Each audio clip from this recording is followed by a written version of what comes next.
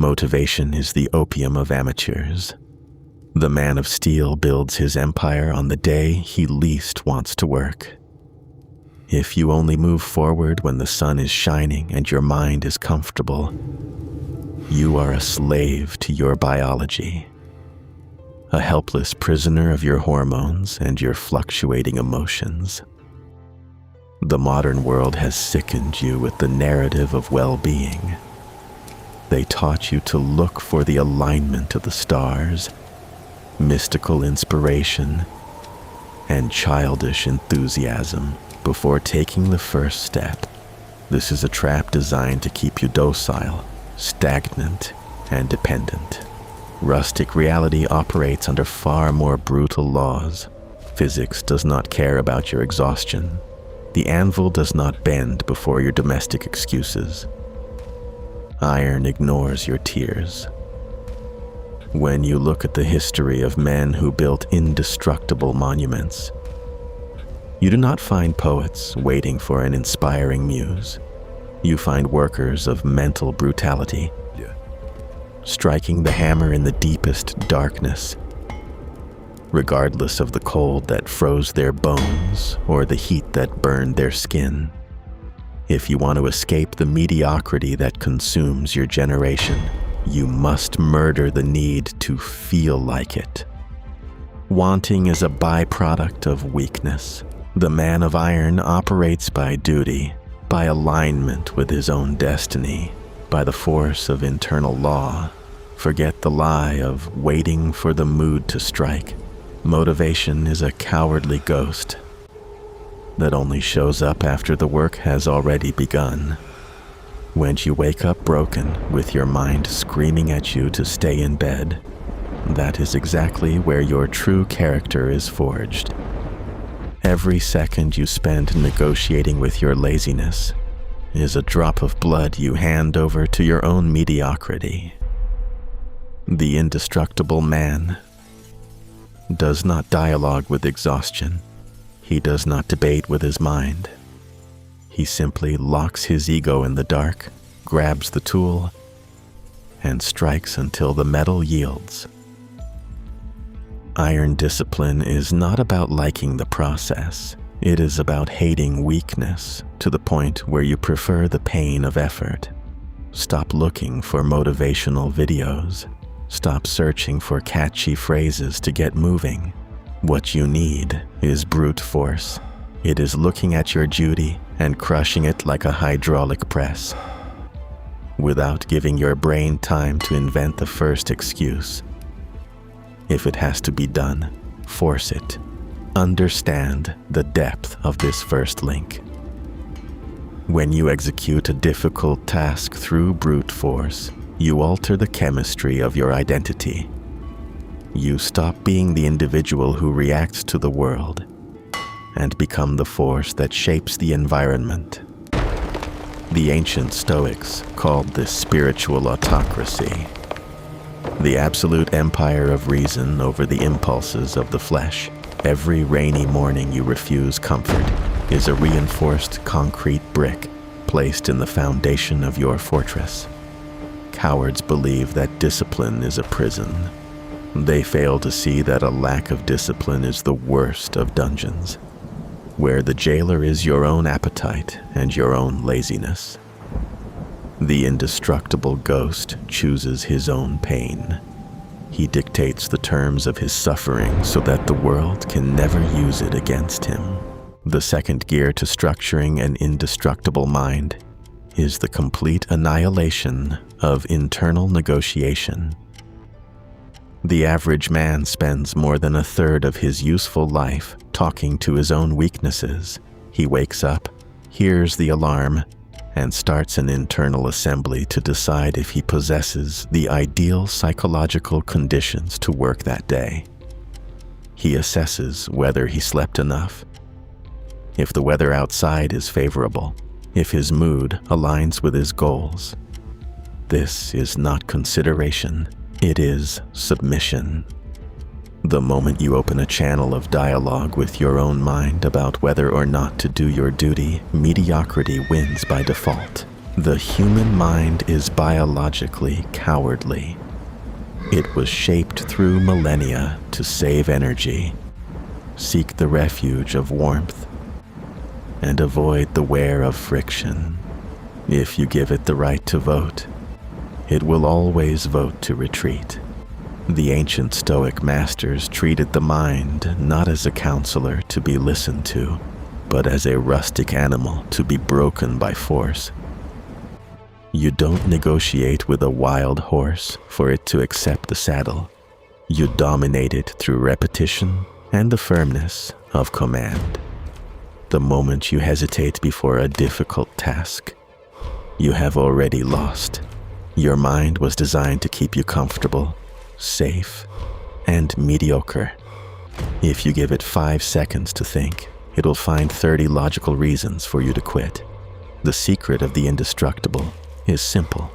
They act before the mind even notices. They operate like direct command machines. If the alarm went off, the foot hits the floor. If the weight is on the table, the hand pulls the iron. There is no room for what if. There is no room for tomorrow. When you eliminate negotiation, you kill procrastination at the root. You stop treating your duties as a choice and start treating them as physical laws. Fire does not choose to burn, it burns. Steel does not choose to resist, it resists. Be the law, not the doubt. If you have an empire to build, stop asking permission from your exhaustion. Walk right over it. This total absence of hesitation creates an unbridgeable chasm between you and the rest of the world.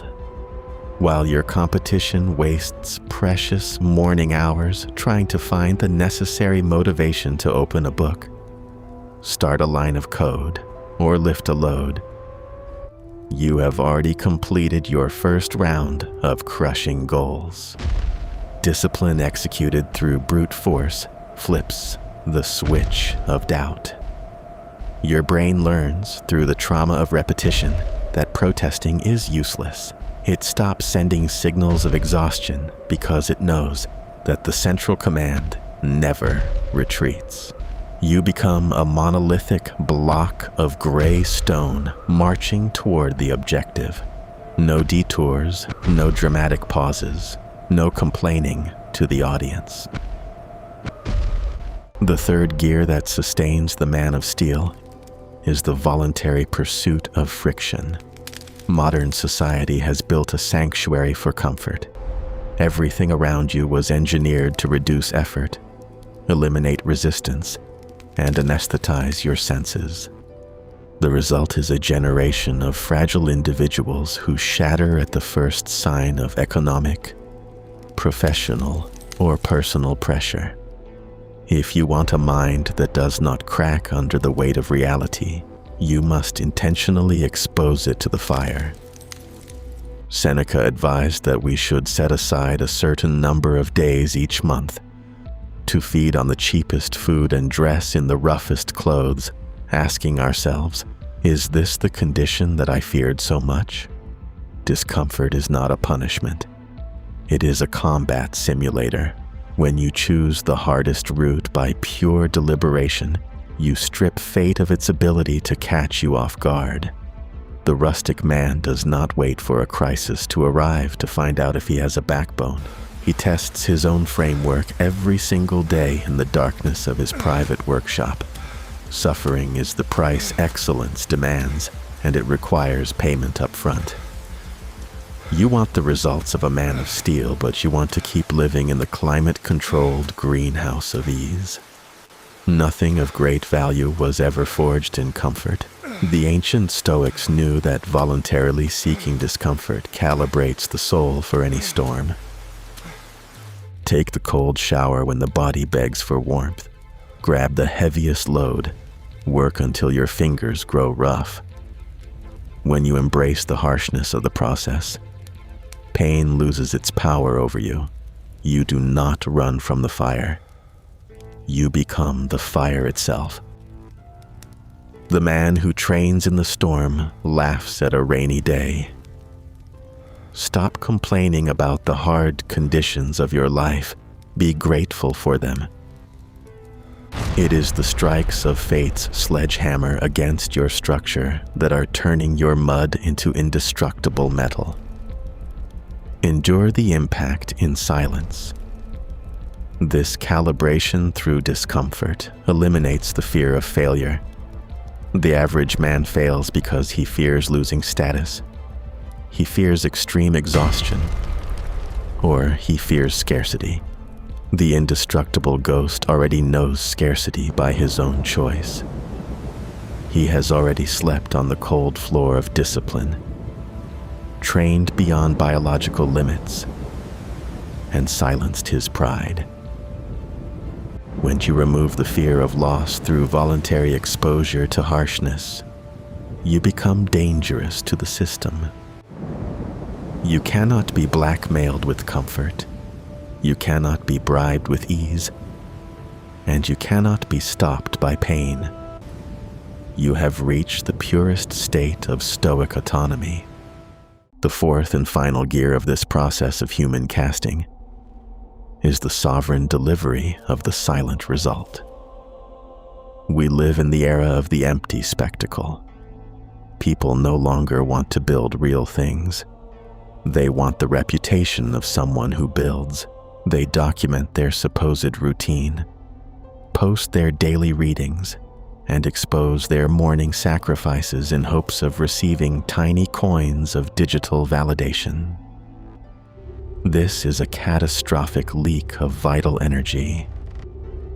Every time you seek the applause of the audience during the execution of your project, you break the internal pressure necessary to shape the metal. True stoic power accumulates in secret behind locked doors, where the only judge of your progress is your own conscience. The indestructible ghost understands that the market is not a stage for vanity, but a rustic battlefield. He does not issue war communiques. He does not publish his strategic intentions. He operates in the absolute silence of the wings until reality is forced to bow before the weight of his work. Stop looking for applause halfway through. No one wants to see your sweat. People only respect your trophy. The need to show the process is a security breach caused by insecurity. The true master of discipline works behind closed doors. He doesn't take photos of his exhaustion. He doesn't post his menu of sacrifices. He just resurfaces with the accomplished fact. Let the world try to guess how you achieved this strength.